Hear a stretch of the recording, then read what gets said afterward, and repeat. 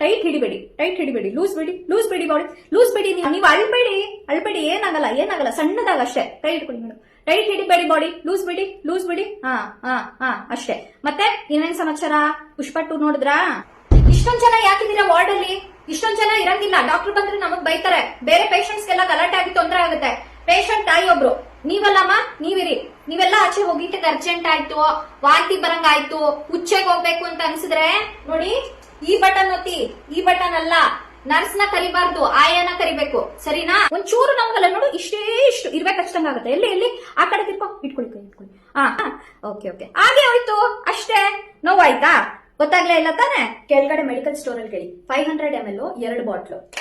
ಮತ್ತೆ ಖುಷಿ ಕಾಣಿಸ್ತಾ ಇದೆ ಇವತ್ ಮುಖದಲ್ಲಿ. ಡಾಕ್ಟರ್ ಡಿಸ್ಚಾರ್ಜ್ ಅಂದ್ರ ನಾಳೆ. ಬಿಲ್ಲಿಂದು ಡಾಕ್ಟರ್ ಹತ್ರ ಮಾತಾಡ್ಬಿಡಿ, ನಮಗ್ ಗೊತ್ತಿರಲ್ಲ. ಔಟ್ಸೈಡ್ ಫುಡ್ ಅಲೋ ಇಲ್ಲ. ಇಲ್ಲಿ ಏನ್ ಡಯಟಿಷಿಯನ್ ಕೊಡ್ತಾರಲ್ಲ ಅದೇ ಫುಡ್ ತಗೊಳ್ಬೇಕು. ನೀವು ಆಚೆ ಕಡೆಯಿಂದ ಏನು ತಗೊಂಡ್ ಬರಬಾರ್ದು, ಮನೆಯಿಂದ ಎಲ್ಲ ಏನು ತಗೊಂಡ್ ಬರಬಾರ್ದು. ನೀವು ನಿಮ್ಗೆ ಅಂತ ಡಬ್ಬಿಯಲ್ಲಿ ತಗೊಂಡ್ಬಂದು ಕೊಡಿ. ಡಾಕ್ಟರ್ ಇದ್ರಲ್ಲ, ಅದಕ್ಕೆ ನಾನು ಹೇಳ್ದೆ ಅಂತ ಹೇಳ್ಬೇಡಿ. ಚೂರು ಇಷ್ಟು ಏನಾದ್ರೂ ಮೊಸರನ್ನ ಅಂತದೆಲ್ಲ, ಉಪ್ಪು ಹುಳಿ ಖಾರ ಎಲ್ಲ ಜಾಸ್ತಿ ಬೇಡ. ನಾನು ಸ್ಮಿತಾ ಬಗ್ಗೆ ಡಾಕ್ಟರ್ ಹತ್ರ ಕಂಪ್ಲೇಂಟ್ ಮಾಡ್ತೀನಿ. ನನ್ ಶಿಫ್ಟ್ ಎಷ್ಟು ಗಂಟೆಗೆ ಮುಗಿಯುತ್ತಾ ಹೇಳು? ಅಲ್ಲ ನೀನ್ ಹೇಳು, 8 ಗಂಟೆಗಲ್ವಾ? ನಾನು ಪ್ರತಿದಿನ 10 ಗಂಟೆಗೆ ಹೋಗ್ತಾ ಇದ್ದೀನಿ. ಇವಳಿಂದ ನಾನು 2 ಅವರ್ ಲೇಟು. ನಾನು ಬಸ್ ಸಿಕ್ಕಲ್ಲಪ್ಪ ರಾತ್ರಿ ಹೊತ್ತು.